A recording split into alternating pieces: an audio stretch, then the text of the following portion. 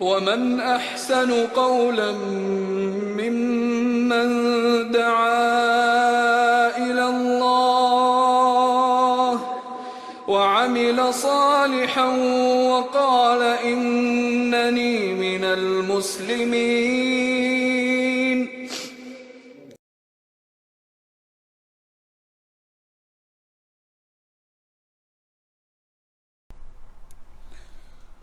السلام عليكم ورحمة الله وبركاته.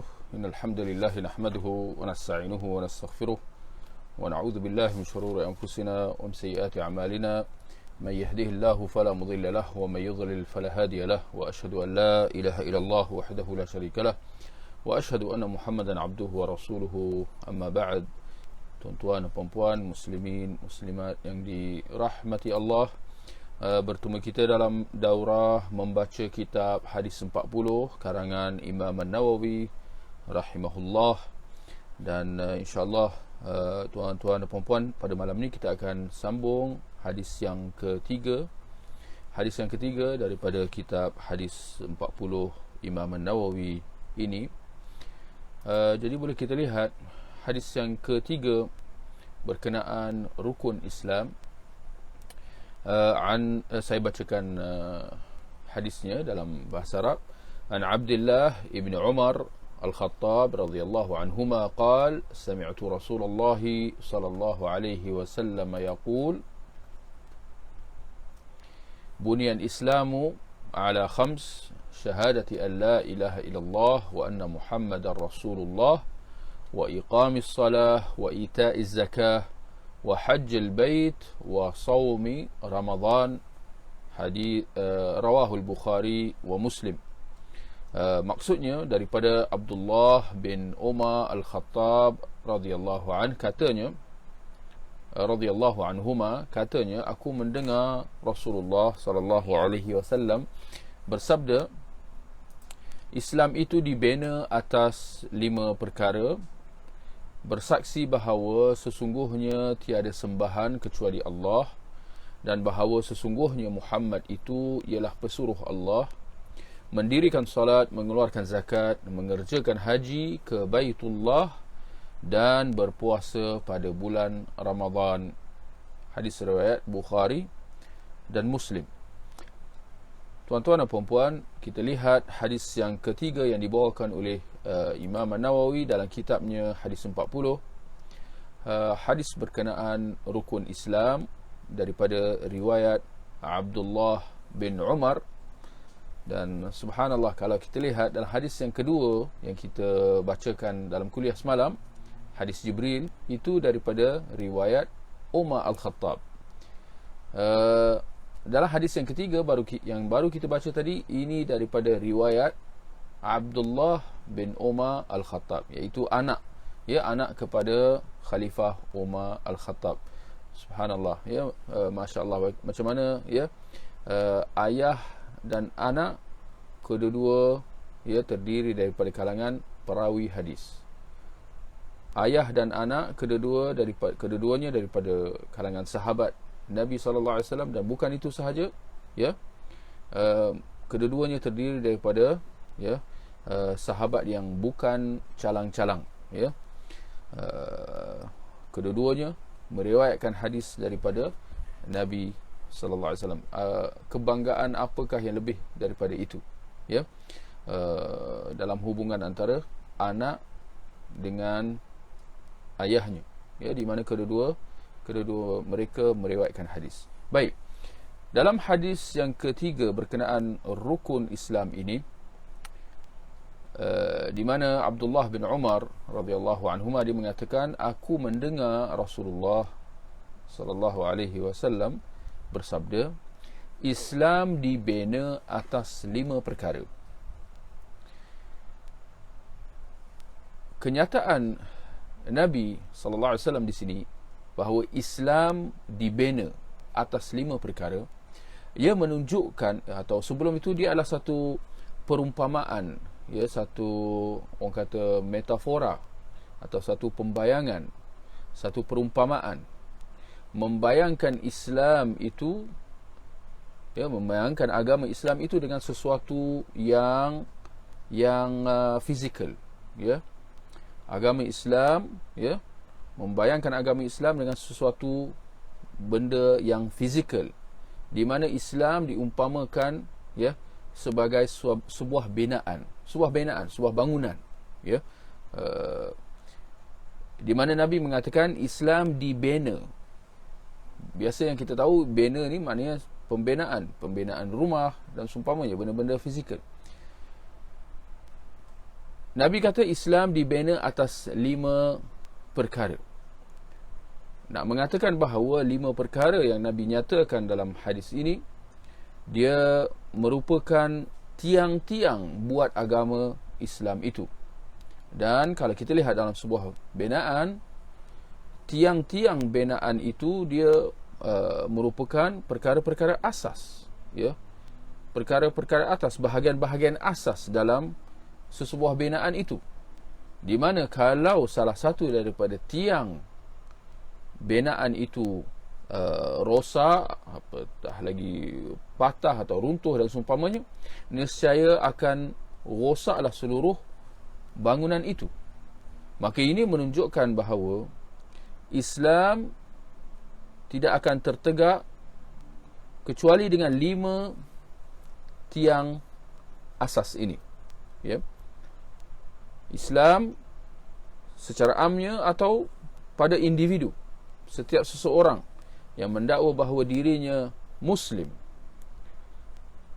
tidaklah dia dikira sebagai benar-benar seseorang Muslim, melainkan apabila dia menegakkan kelima-lima perkara yang Nabi sabdakan dalam hadis ini, yang mana kalau sekiranya dia tidak melaksanakannya, nescaya, ya, hampir sahaja agama orang itu, agama individu itu, ya, dianggap tempang, dianggap cacat, rosak, atau kalau bukan, ya, terbatal sama sekali.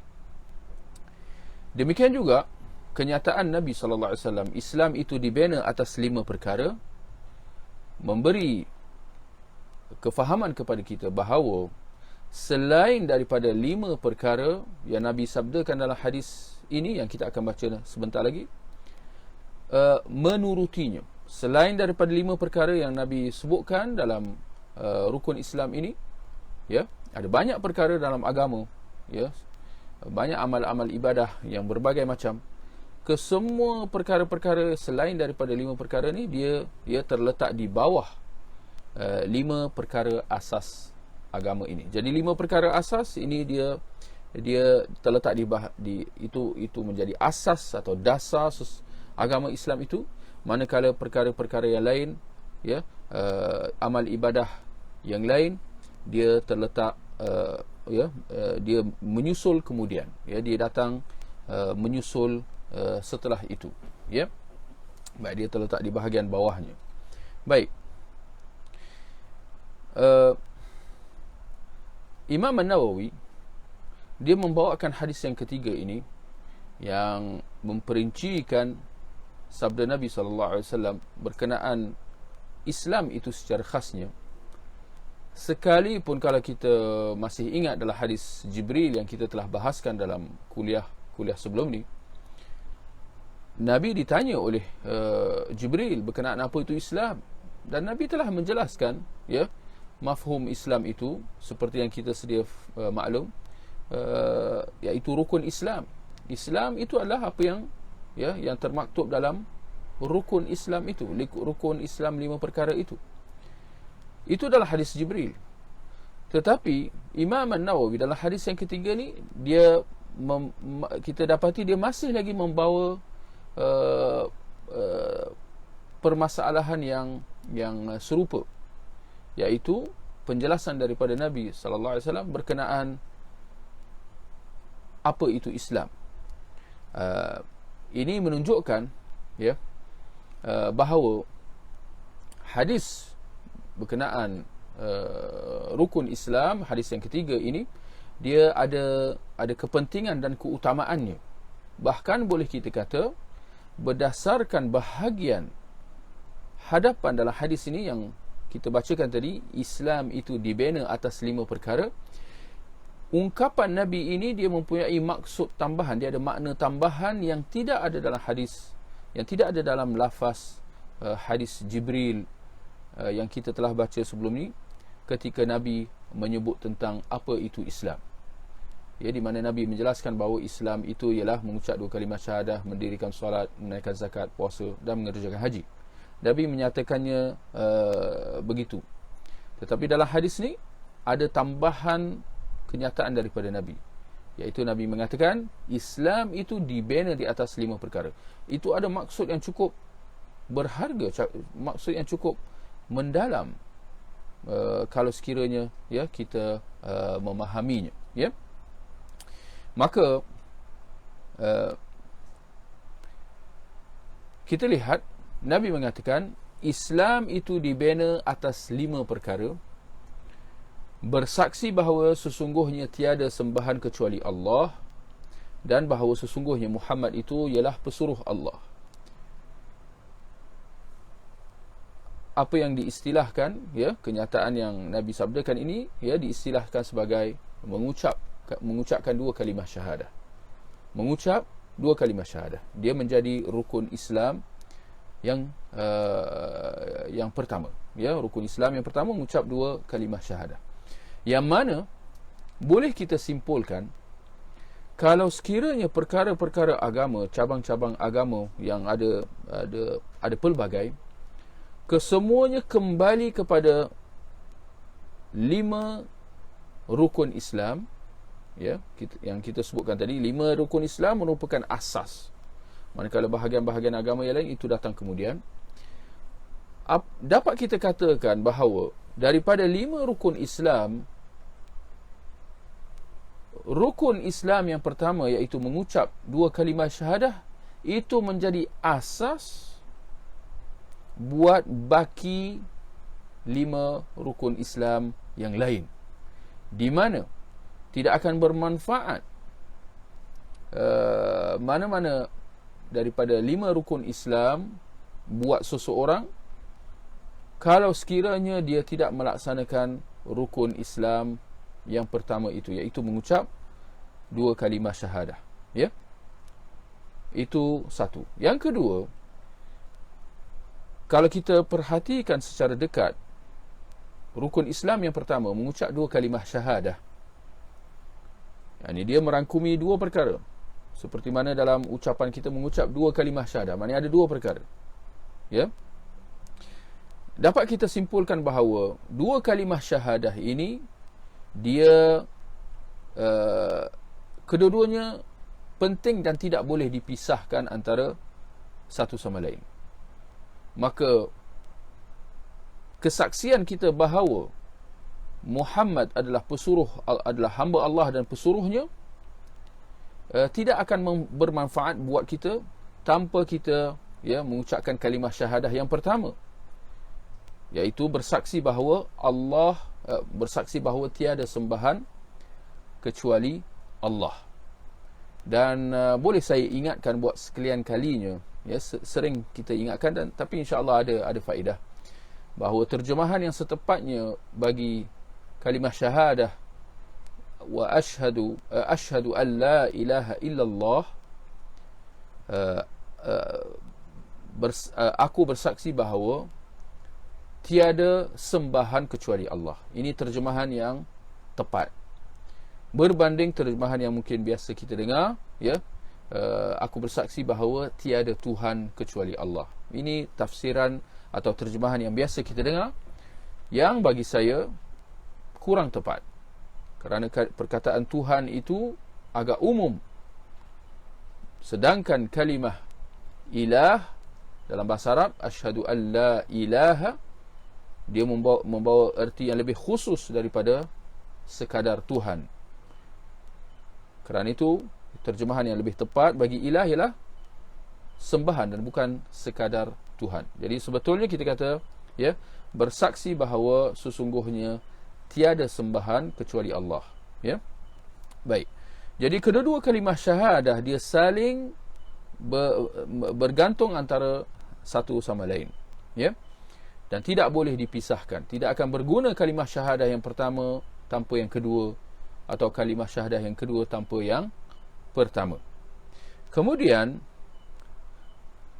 kalimah syahadah yang pertama, kesaksian kita bahawa tiada sembahan kecuali Allah, asyhadu an la ilaha illallah, dia menjurus kepada makna atau perakuan serta perjanjian kita bahawa kita tidak akan sembah kecuali Allah semata-mata. Itu maksudnya. Bila kita kata aku bersaksi bahawa tiada sembahan kecuali Allah, maksudnya ini kesaksian, perjanjian daripada kita bahawa kita tidak akan melakukan apa juga bentuk-bentuk sembahan kecuali kepada Allah Subhanahu wa taala. Adapun kalimah syahadah yang kedua, dan bahawasanya Muhammad ialah pesuruh Allah, apa maksud tersiratnya? Kalau kita perhatikan dalam kalimah syahadah yang pertama, mungkin kita boleh kata duka ceritanya ramai daripada kalangan orang Islam yang kurang menghayatinya, iaitu memastikan bahawa segala amal ibadah yang mereka kerjakan itu ditujukan kepada Allah semata-mata. Kalimah yang jelas, dan rata-rata umat Islam mengucapkannya dengan penuh kerelaan, dan bahkan mereka mengucapkannya berkali-kali dalam kehidupan mereka. Tetapi tinggal lagi sejauh mana mereka menghayati maksudnya, iaitu memastikan segala amal ibadah yang dikerjakan itu semata-mata kerana Allah, Itu satu perkara, itu satu cabaran. Tetapi kalau kita lihat sejauh mana masyarakat Islam merealisasikan makna yang tersirat di sebalik kalimah syahadah yang kedua, iaitu kesaksian kita bahawa Muhammad ialah pesuruh Allah, itu tak kurang mencabarnya. Dengan erti kata, ramai atau tak kurang daripada kalangan umat Islam yang kurang faham dan kurang menghayatinya. Apakah maksud yang tersirat di sebalik kalimah syahadah yang kedua? Apabila kita bersaksi bahawa kita bersaksi bahawa sesungguhnya Muhammad ialah pesuruh Allah, apa maksud tersiratnya? Sedar tak sedar, kita perlu jelas dalam perkara ini. Kita perlu tegaskan bahawa maksud tersiratnya ialah bahawa hendaklah segala amal ibadah yang kita kerjakan untuk Allah semata-mata, seperti mana maksud tersirat di sebalik kalimah syahadah yang pertama itu, hendaklah amal ibadah yang kita kerjakan itu menepati apa yang ditunjukkan kepada kita oleh Rasulullah sallallahu alaihi wasallam. Memastikan bahawa apa saja ibadah, amal ibadah yang kita kerjakan menepati apa yang diajarkan oleh Rasulullah sallallahu alaihi wasallam. Itu maksud tersirat di sebalik kalimah syahadah yang kedua. Dan kerana itu kita mengatakan ucapan dua kalimah syahadah kita, bahawa sesungguhnya tiada sembahan kecuali Allah dan bahawa sesungguhnya Muhammad itu ialah pesuruh Allah, dia mempunyai dia maksud tersirat, apa yang tersirat di sebaliknya ialah dua syarat sah ibadah, seperti mana yang ditegaskan oleh para ulama. Apa yang tersirat di sebalik dua kalimah syahadah ialah dua syarat sah ibadah.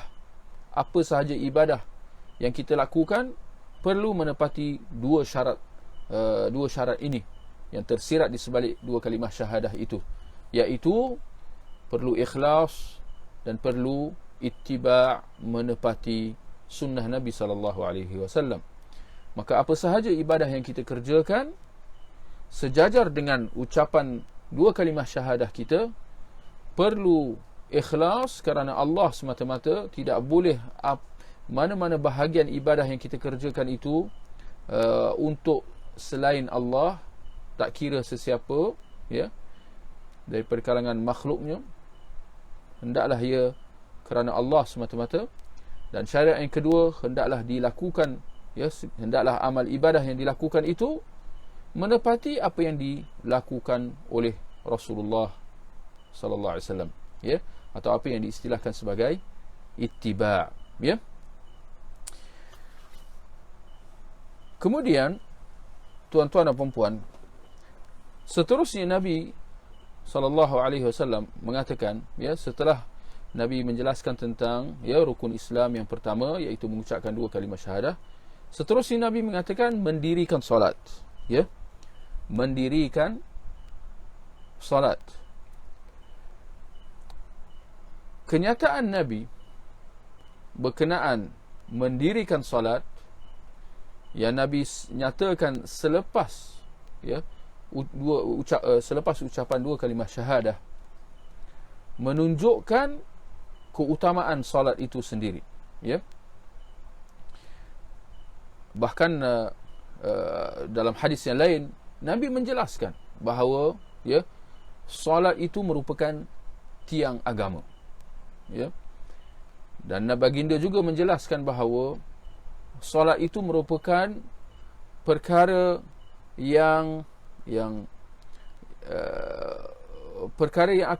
membezakan antara seseorang itu dengan orang kafir, ya. Apa yang membezakan antara seorang muslim dengan orang kafir ialah mengerjakan solat. Dengan erti kata, kalau sekiranya seseorang muslim itu tidak mengerjakan solat, hampir sahaja, ya, dia telah jatuh kufur, murtad, tergolong dalam kalangan golongan musyrikin dan orang kufar. Dan dalam hadis yang lain Nabi juga menjelaskan bahawa solat merupakan perkara pertama yang akan dihisabkan oleh Allah Subhanahu wa taala pada hari kiamat. Seperti mana juga solatlah yang membezakan antara seorang muslim dan orang kafir, ya. Mendirikan salat, kenyataan Nabi iqamatis salah, mendirikan salat, dia dapat direalisasikan dengan 2 perkara, dengan 2 cara, ya. Yang pertama, dengan melaksanakan apa yang wajib, ya, dengan melaksanakan apa yang wajib, seperti mana yang kita sedia maklum insya-Allah, iaitu solat fardu 5 waktu, ya. Di mana kalau seorang itu dia mengerjakan solat fardu 5 waktu, maka boleh kita katakan bahawa dia termasuk dalam kalangan mereka yang mendirikan solat, ya. Seperti mana mendirikan solat juga dapat direalisasikan dengan dikerjakan juga, ya, di samping apa yang wajib, dikerjakan juga, ya, apa yang mustahab, apa yang disunatkan. Yang dikira, ya, solat sunat dikira sebagai pelengkap buat solat wajib, ya.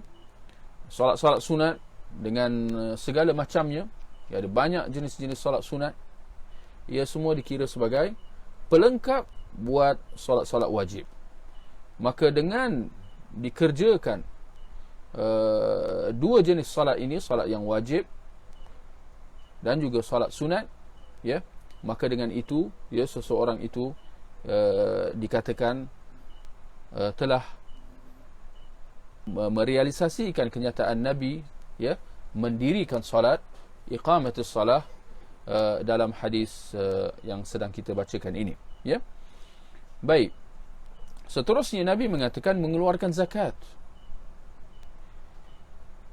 Dan berkenaan kewajipan mengeluarkan zakat atau kewajipan membayar zakat, kalau kita perhatikan dalam nas-nas, sering sahaja dalam Al-Quran Allah menggandingkan antara solat dan zakat.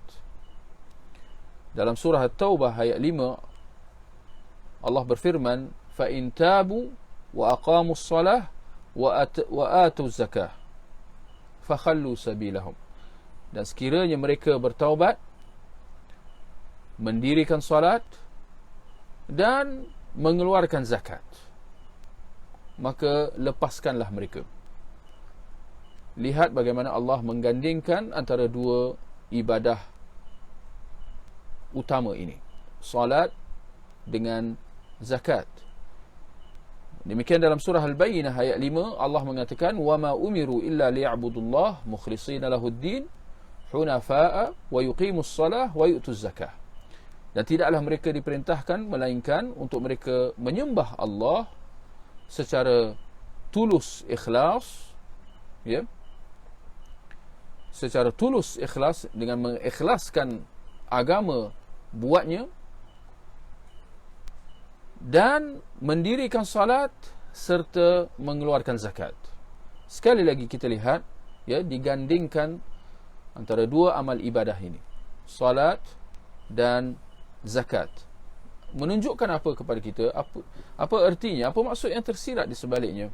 Seperti mana yang dijelaskan oleh para ulama, kita tidak dapat lari daripada mengatakan bahawa apabila Allah menggandingkan antara salat dengan zakat, itu menunjukkan, ya, keutamaan serta kepentingan zakat itu, seperti mana, ya, keutamaan dan kepentingan salat yang telah kita sebutkan sebentar tadi. Maka kalau kita perhatikan kewajipan zakat, dia merupakan ibadah harta, ya, di mana manfaatnya tidak hanya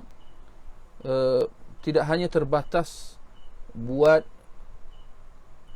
individu yang melaksanakannya. Sebaliknya, manfaatnya akan turut terkesan kepada orang lain. Jelas, ya, orang yang membayar zakat bukan sahaja dia mendapat manfaat, bahkan orang yang diserahkan kepadanya zakat itu akan turut mendapat manfaatnya. Ini tidak seperti solat. Kalau kita perhatikan solat, manfaatnya dia lebih khusus kepada orang yang mengerjakan solat itu. Tapi zakat, manfaatnya, ya, tidak hanya pada individu yang melaksanakannya, bahkan akan turut dirasa oleh orang yang lain. Maka zakat merupakan kewajipan yang Allah wajibkan atas harta golongan kaya, bertujuan untuk memberi manfaat kepada golongan yang memerlukan, golongan fakir miskin, golongan yang susah, tanpa membebankan, tanpa memudaratkan golongan kaya itu. Kerana kalau kita perhatikan nisbah yang ditetapkan oleh syariat dalam zakat sangat minima, sangat sedikit, ya. Ini semua, ya, menunjukkan kebesaran dan keadilan serta rahmat Allah buat hamba-Nya. Baik, itu berkenaan zakat. Seterusnya,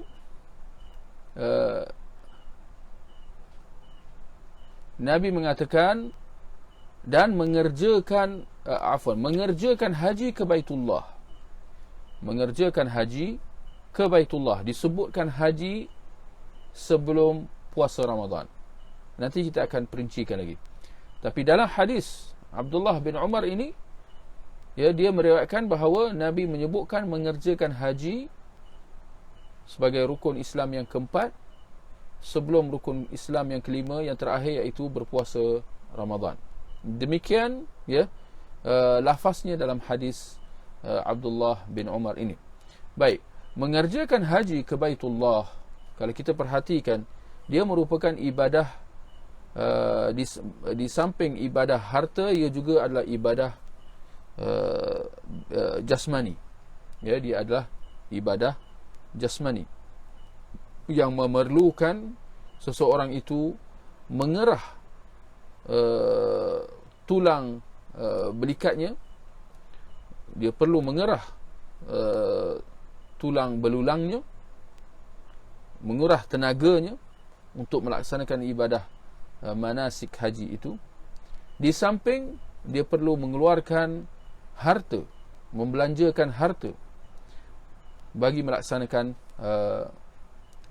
amal ibadah itu, di mana Allah Subhanahu wa taala telah mewajibkannya atas manusia, atas umat Islam, sekali dalam seumur hidup. Ibadah haji cukup sekadar untuk kita melaksanakannya sekali sahaja dalam hidup kita. Itu yang wajibnya. selebihnya adalah sunat, ya. Dan dalam hadis riwayat Bukhari dan Muslim, Nabi SAW bersabda, "Man hajja hadzal bait falam yarfuth wa lam yafsuq raja'a ka yaumi waladathu ummuh." Barang siapa yang mengerjakan haji ke rumah ini, merujuk kepada Baitullah, merujuk kepada Kaabah, tanpa dia berbuat tanpa dia melakukan hal-hal yang tercela, dan tanpa dia berbuat hal-hal kefasikan, dia akan kembali ke tempat tinggalnya seperti pada hari kelahirannya. Maknanya dengan diampunkan dosa-dosanya. Seperti mana bayi yang baru lahir tidak ada dosa, maka demikianlah orang yang mengerjakan haji, demikian adalah pahala ganjaran mereka yang mengerjakan haji dengan betul, tanpa terpalit dengan sebarang, ya, hal-hal maksiat, hal-hal kefasikan dan sebagainya. Dosanya akan diampunkan dan dia akan kembali ke tempat tinggalnya seperti pada hari kelahirannya, ya. Fadilat yang besar buat mereka yang mengerjakan haji. Dan dalam hadis yang sahih daripada riwayat Imam Muslim, Nabi SAW sabda, "Al-umrah ila al-umrah kafaratun lima bainahuma wal hajjul mabrur laysa lahu jazaa'un illa al-jannah." Mengerjakan umrah ibadah umrah, antara satu ibadah umrah dengan ibadah umrah yang berikutnya, menghapuskan dosa yang berlaku di antara kedua-duanya. Antara satu ibadah umrah dengan ibadah umrah yang berikutnya akan menghapuskan dosa antara kedua-duanya. Dan haji mabrur tidak ada balasan buatnya melainkan syurga, ya. Maka ini nas atau hadis-hadis ini semua menunjukkan, ya, kelebihan serta fadilat ibadah haji, dan termasuklah juga umrah, ya, yang dikira sebagai haji kecil, ya. Dan kalau kita perhatikan, ya, dalam tata cara ibadah haji itu, khususnya haji tamattu', kita akan dapati bahawa umrah terangkum dalamnya, ya. Ibadah umrah terangkum dalam ibadah haji tamattu' secara khasnya, ya. Baik. Jadi kalau kita perhatikan al-hadis Abdullah bin Umar ini, Nabi mensabdakan haji dan mengerjakan haji ke Baitullah sebelum berpuasa di bulan Ramadan, ya. Ini lafaznya dalam riwayat Imam Bukhari, ya, dalam kitab sahihnya, berbanding lafaz Imam Muslim.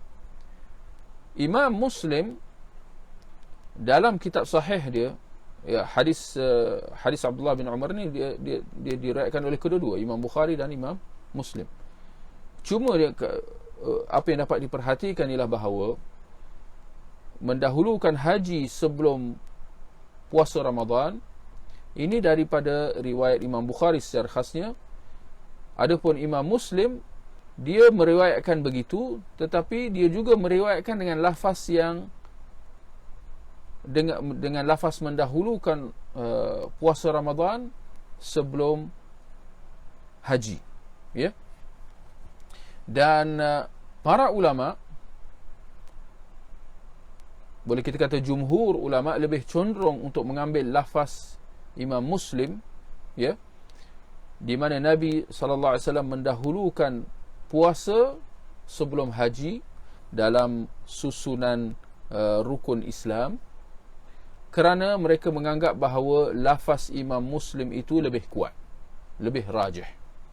Jadi ini menjelaskan kepada kita, ya, kalau ada sesiapa yang tertanya-tanya, kenapa kalau bila disebut rukun Islam yang biasa kita belajar, yang biasa kita dengar, ya, ialah mengucap 2 kalimah syahadah, mendirikan salat, menunaikan zakat, berpuasa Ramadan, baru mengerjakan haji ke Baitullah. Yang biasa kita dengar puasa Ramadan, itu rukun yang keempat. Ya. Berbanding dalam lafaz riwayat Bukhari yang sedang kita baca, yang dibawakan oleh Imam An-Nawawi dalam hadis yang ketiga ni, dia menyebutkan rukun yang keempat ialah mengerjakan haji. Rukun kelima baru puasa Ramadan. Tapi kita kata ulama mereka menguatkan lafaz Imam Muslim yang mendahulukan puasa Ramadan dahulu sebelum mengerjakan haji ke Baitullah. Mereka melihat bahawa riwayat itu lebih kuat. Baik. Kemudian yang terakhir dalam hadis ini ialah berpuasa pada bulan Ramadan. Ini menurut riwayat Imam Bukhari yang dibawakan oleh Imam An-Nawawi dalam hadis yang ketiga ini. Kalau kita perhatikan puasa Ramadan, dia merupakan ibadah jasmani.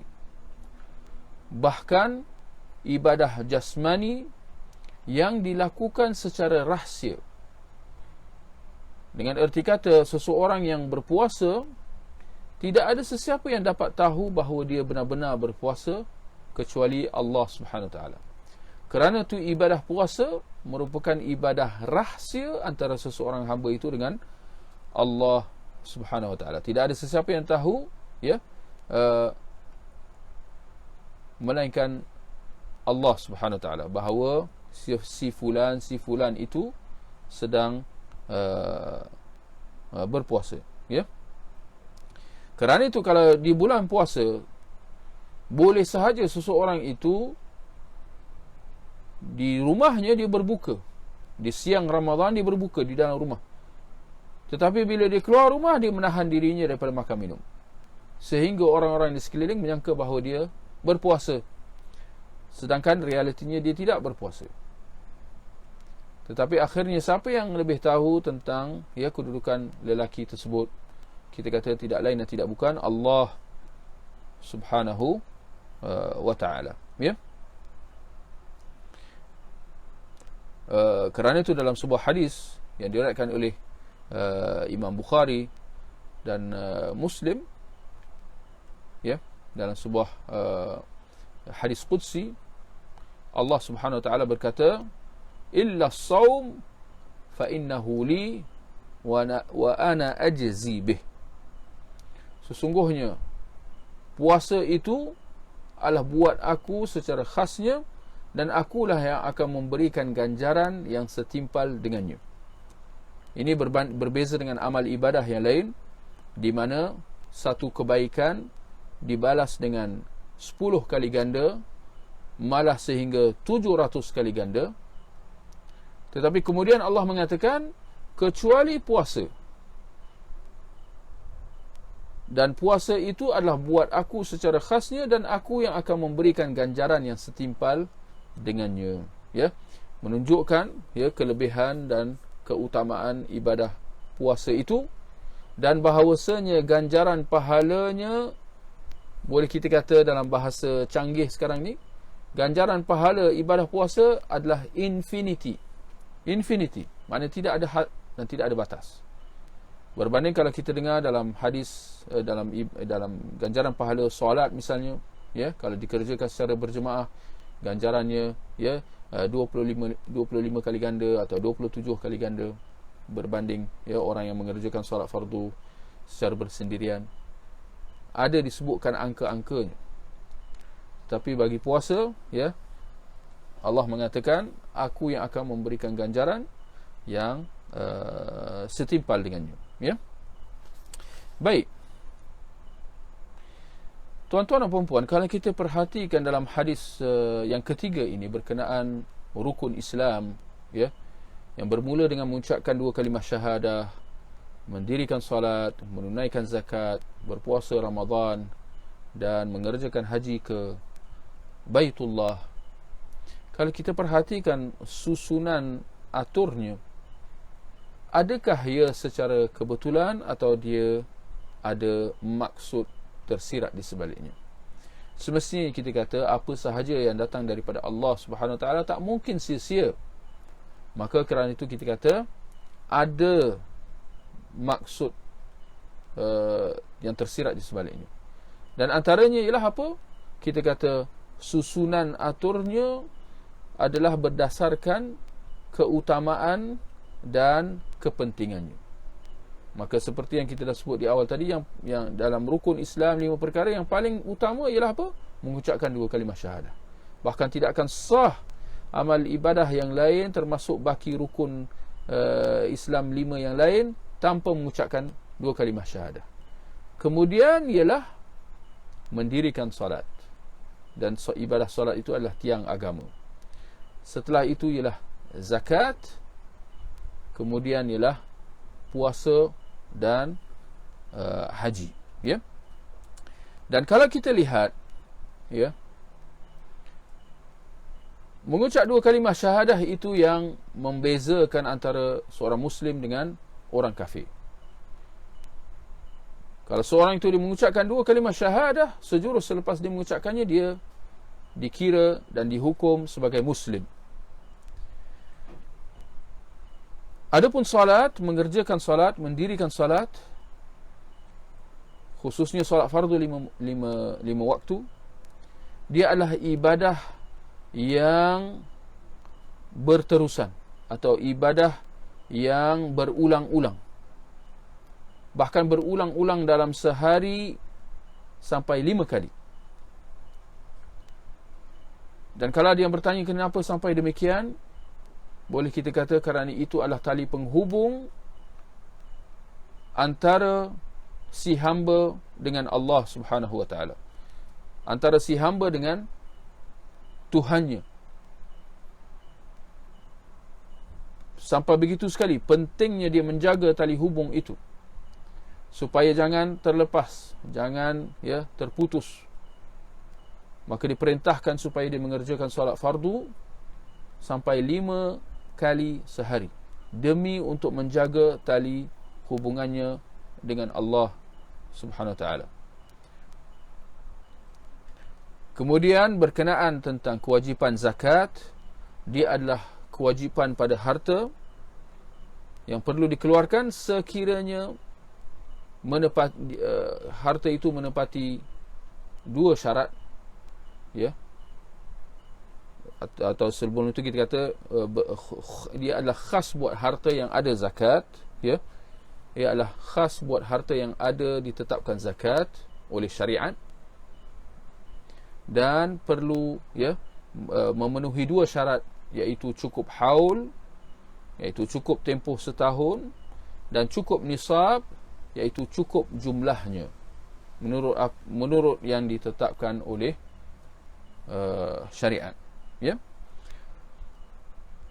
Kemudian ibadah puasa di bulan Ramadan yang diwajibkan untuk tempoh sebulan penuh dalam setahun, ya, dalam tempoh setahun, dalam setahun ada 12 bulan, diwajibkan atas kita berpuasa pada bulan Ramadan sebulan penuh. Sebulan ini sekali setahun. Berbanding kewajipan mengerjakan haji, diwajibkan atas seorang Muslim itu sekali dalam seumur hidup, ya. Baik. Apa yang menarik, tuan-tuan, ya, yang boleh saya kongsikan dengan tuan-tuan dan puan-puan di sini, ialah bahawa dalam Sahih Muslim, ketika mana Abdullah bin Umar dia meriwayatkan hadis ini, antara kisah di sebaliknya, ternyata ada kisah di sebaliknya, ada apa yang boleh kita ambil faedah daripadanya. Abdullah bin Umar dia menyebutkan hadis ni, dimeriwayatkan hadis ni sebagai jawapan apabila seorang lelaki bertanya kepada dia. Lelaki itu kata kepada Abdullah bin Umar, "Ala taghzu? Tidakkah engkau berperang?" Lelaki itu bertanyalah, nak mempersoalkan kenapa Abdullah bin Umar kurang jelas ke apa situasi dan keadaan waktu itu secara tepat. Tapi boleh kita faham lelaki itu mempertikaikanlah kenapa Abdullah bin Umar pada saat dan ketika itu dia tak turut serta berperang, Maka lelaki itu tanya kepada Abdullah bin Umar, ala taghzu, tidakkah kau berperang? Ya. Sebagai jawapannya, Abdullah bin Umar membacakan hadis yang telah kita bacakan di awal tadi. Dia mengatakan, aku mendengar Rasulullah sallallahu alaihi wasallam berkata, Islam itu dibina atas 5 perkara. Dan dia mengucapkan, ya, dia membacakan, ya, hadisnya sehingga ke akhirnya. Apa yang dapat kita perhatikan, ya, di sebalik jawapan Abdullah bin Umar, dia memberi isyarat kepada kita bahawa ibadah jihad adalah satu ibadah. Ya, jihad, yakni jihad fisabilillah, berperang, ya, fisabilillah, itu antara ibadah-ibadah yang disyariatkan. Tetapi berdasarkan jawapan Abdullah bin Umar, ya, dengan membawakan hadis berkenaan rukun Islam ini, secara tak langsung beliau ingin menegaskan bahawa jihad dia tidak termasuk dalam rukun Islam 5 perkara. Ya. Jihad dia tidak termasuk dalam rukun Islam 5 perkara. Ini kerana kalau kita perhatikan antara ibadah-ibadah dalam rukun Islam 5 perkara, ya, di samping mengucap 2 kalimah syahadah, ya, mendirikan solat, zakat, puasa Ramadan dan haji, ia adalah ibadah yang dilakukan oleh seseorang Muslim itu secara berterusan. Yang dilakukan oleh seorang mukallaf secara berterusan. Ya. Yani tidak ada masa yang akan kita lalui tanpa kita mengerjakan salat fardu 5 waktu. Salat fardu 5 waktu itu akan terus tertegak sehingga ke hari kiamat. Tidak akan pernah tertangguh, termansuh dan sebagainya. Demikian juga dengan zakat. Selagi mana ia cukup 2 syaratnya yang kita sebutkan tadi, maka wajib dikeluarkan zakat. Tidak akan pernah terbatal, tertangguh dan sebagainya. Demikian juga dengan puasa Ramadan. Tidak ada mana tahun yang datang kunjung tiba buat seseorang Muslim tanpa disyariatkan atasnya, ya, berpuasa Ramadan. Puasa Ramadan disyariatkan sampai ke hari kiamat. Demikian juga dengan haji, ya. Demikian juga dengan haji. Tetapi nak kata bahawa ini berbeza dengan jihad, di mana kewajipan jihad hanya disyariatkan apabila keadaan memerlukan. Bukan itu sahaja, tak kurang pentingnya apabila syarat-syarat dan ketetapan-ketetapan dipenuhi. Ini berbeza dengan, ya, amal ibadah yang ditetapkan dalam rukun Islam 5 perkara ini. Ya. Jadi ini yang boleh dapat kita sebutkan berkenaan hadis riwayat Abdullah bin Umar yang sebenarnya diriwayatkan oleh beliau apabila beliau ditanya oleh seorang lelaki, tidakkah engkau berjihad? Maka dia mengatakan, aku mendengar Rasulullah sallallahu alaihi wasallam bersabda, Islam itu dibina atas 5 perkara. Ini dengan kata lain, engkau jangan nak mempersoalkan agama aku atas kefahaman engkau bahawa aku tidak berjihad dan seumpamanya. Kerana secara dasarnya Islam itu dibina atas 5 perkara, iaitu dalam rukun Islam itu. Dan jihad tidak termasuk daripadanya. Maka jangan sekali-kali engkau nak mempersoalkan kesahihan agama aku, bahawa aku ni murtad dan sebagainya. Tidak. Itu satu. Yang kedua, seperti yang kita sebutkan tadi, bahawa jihad akhirnya dia adalah fardu kifayah. Jihad adalah fardu kifayah. Berbanding dengan 5 rukun Islam, mengucap kalimah syahadah, solat, mengerjakan solat, menaikkan zakat, puasa Ramadan, mengerjakan haji. Hukumnya apa? Hukumnya adalah fardu ain atas setiap mukallaf yang cukup syarat-syaratnya. Ya, dia fardu ain. Berbeza dengan jihad, dia fardu kifayah. Fardu kifayah maknanya apa? Sekiranya dikerjakan oleh sebahagian umat Islam, maka ya umat Islam yang lain tergugur daripada mereka kewajipan jihad itu, ya.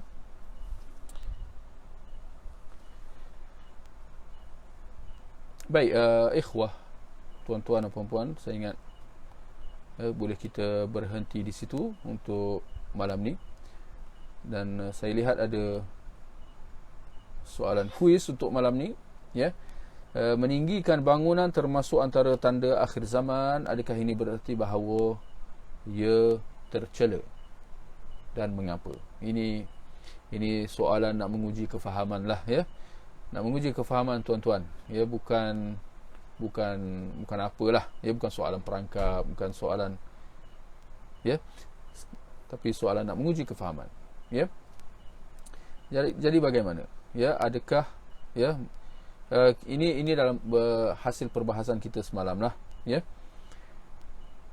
berkenaan dalam hadis Jibril, ya, di mana antara tanda akhir zaman Nabi SAW menjelaskan bahawa, ya, golongan papa kedana meninggikan bangunan. Jadi meninggikan bangunan, ya, meninggikan binaan antara tanda akhir zaman. Tapi itu satu perkara, tinggal lagi kita nak tahu adakah ini bererti bahawa perbuatan meninggikan bangunan tercela. Maka boleh ada yang jawab, saudara Zulkifli Abdul Wahab kata tidak. Dan jawapannya betul lah jawapannya tidak. Kenapa? Kerana Nabi sekadar menyatakan tentang tanda-tanda akhir zaman itu. Soal sama ada perbuatan itu tercela atau tidak, itu satu perkara yang lain. Hanya kerana sesuatu itu menjadi tanda akhir zaman, tanda dekatnya hari kiamat, ini tak bererti bahawa dia tercela. Kerana itu tak ada kaitan. Kadang-kadang mungkin ada yang keliru. Apabila disebut sahaja tanda akhir zaman, mungkin sebahagian daripada kita ada persepsi bahawa tanda-tanda itu adalah perbuatan-perbuatan tercela. Dan kita kata tak dinafikan bahawa banyak daripada tanda-tanda akhir zaman adalah perkara-perkara yang tercela. Seperti apa? Tersebarnya kejahilan, tersebarnya minum arak, tersebarnya riba, tersebarnya zina. Ada banyak benda-benda yang tercela, ya. Bahkan kita tak nafikan bahawa berdasarkan sabda Nabi SAW, tidaklah suatu zaman itu datang melainkan zaman yang berikutnya, zaman yang selepasnya lebih buruk daripadanya, ya. Kita tak nafikan itu semua. Tetapi untuk nak menjawab soalan tadi, adakah perbuatan meninggikan bangunan tercela atau tidak, ini adalah satu permasalahan yang tersendiri. Jangan kita kaitkan dengan tanda-tanda akhir zaman yang lain, dengan kita kiaskan. Kerana tanda-tanda akhir zaman yang lain seperti yang kita sebutkan tadi, tersebarnya zina, tersebarnya minum arak, ini semua adalah tercela, maka kerana itu perbuatan meninggikan bangunan juga adalah tercela. Kita kata ini adalah satu cara menakul yang salah, ya. Itu satu kesilapan lah. Dan boleh saya nyatakan di sini, kadang-kadang mungkin kita dengar lah, ya, ini antara, ya, suara-suara, boleh saya kata suara-suara sumbang yang kita pernah dengar sebelum ni. Mungkin sebahagian mengkritik kerajaan di Arab Saudi yang mendirikan bangunan-bangunan hotel, bangunan-bangunan tinggi di sekeliling Masjidil Haram, ya, seperti Menara Jam. Ada macam-macam hotel lah. Kalau siapa yang pernah pergi ke Tanah Suci, siapa yang pernah tengok, ya, gambar Masjid Haram, nampaklah, ya, gambar Masjid Haram di Mekah, banyak bangunan-bangunan tinggi di sekelilingnya. Tapi itulah, ada suara yang mempertikaikan, oh, ini semua tanda akhir zaman. mereka mengungkapkan sedemikian dengan nada mencela, menganggap bahawa perbuatan itu salah. Ya, menganggap perbuatan meninggikan bangunan secara amnya, apatah lagi meninggikan bangunan di sekeliling Masjidil Haram secara khasnya adalah salah. Itu yang kita nampak. Ini antara apa yang dapat kita perhatikan, yang dapat kita kaitkan dengan soalan kuis pada malam ni. Tetapi itulah yang kita kena tegaskan bahawa atas dasar apa kita nak mengatakan bahawa perbuatan meninggikan bangunan adalah salah? Adakah dia haram? Kalau kita kata salah, antara maksudnya ialah haram. Adakah dia satu perbuatan keji? Adakah dia perbuatan maksiat? Iaitu perbuatan meninggikan bangunan. Dan sebelum itu mungkin kita boleh perincikan lagi. Ini sekadar saya nak kongsi dengan tuan-tuan untuk kita dapat menilai bagaimana sebahagian salahnya cara pemahaman sebahagian. Bila Nabi SAW mengatakan dalam hadis Jibril yang kita dah bahaskan dalam kuliah lepas, tentang golongan papa kedana pengembala kambing meninggikan bangunan. Apakah definisi meninggikan bangunan? Apakah definisi, apakah kriteria, apakah syarat-syarat untuk dikatakan bahawa sesuatu bangunan itu ditinggikan? Jawapan yang boleh kita berikan di sini ialah kita kata bahawa apa sahaja bangunan yang lebih tinggi daripada apa yang wujud pada zaman Rasulullah sallallahu alaihi wasallam, maka itulah bangunan yang tinggi. Maksudnya, kalau kita perhatikan zaman Rasulullah sallallahu alaihi wasallam, ada atau tidak bangunan-bangunan tinggi? Secara pastinya kita kata tidak. Sebab Nabi dah sebut bahawa meninggikan bangunan itu tanda akhir zaman. Maksud sebaliknya apa? Bahawa pada zaman Nabi tidak ada bangunan tinggi. Kalau tidak, apa guna Nabi sebut macam tu? Baik, itu satu. Yang kedua, apa kriteria tinggi? Dan ini yang dapat saya katakan di sini, bahawa sama ada bangunan itu tinggi atau tidak ialah apabila dibandingkan dengan keadaan bangunan pada zaman Rasulullah sallallahu alaihi wasallam. Dan boleh kita kata secara dasarnya lah, bahawa bangunan pada zaman Rasulullah, dia kalau bukan semua satu tingkat, paling tidak mungkin ada yang 2 atau 3 tingkat paling kuat lah kita kata. Secara amnya bangunan-bangunan, kalau rumah Rasulullah berapa tingkat? Kita kata semua satu tingkat. Rumah Nabi ada beberapa lah. Setiap isteri dia ada satu rumah yang khusus. Tetapi rumah-rumah Nabi berapa tingkat? Kita kata semua satu tingkat. Maka demikian majoriti rumah-rumah sahabat yang lain semua satu tingkat. Maksud di sini apa? Maksud di sini bahawa apa sahaja binaan yang lebih daripada 2 atau 3 tingkat, maka itu sudah dikira meninggikan bangunan. Maka jangan kita hanya menganggap bahawa bangunan pencakar langit sahaja itu meninggikan bangunan yang disebut dalam hadis. Tak, bahkan lebih daripada itu. Apa sahaja bangunan yang kita kata 5, 6 tingkat, 10 tingkat, 20 tingkat, ini memang termasuk dalam erti meninggikan bangunan. Antaranya ialah kerana bangunan-bangunan yang seperti itu dengan ketinggian yang seperti itu tidak ada pada zaman Rasulullah sallallahu alaihi wasallam. Maka dia termasuk dalam kategori bangunan tinggi. Baik. Kalau kita dah faham hal itu, maka usahlah terlalu nak mempersalahkan keadaan bangunan-bangunan yang ada di sekeliling Masjid Al-Haram di tanah suci. Kalau sekiranya kita sendiri tinggal di kalau kita lihat pada hari ini mungkin ramai yang tinggal di bangunan jenis apartmen, jenis flat, kondominium, yang itu memang termasuk dalam erti bangunan-bangunan tinggi. Jadi adakah kita pun turut terpalit dalam hal yang sama dengan tinggal di rumah-rumah yang menurut sangkaan kita adalah tercela, mungkin, dan barangkali kita menyangka haram dan sebagainya?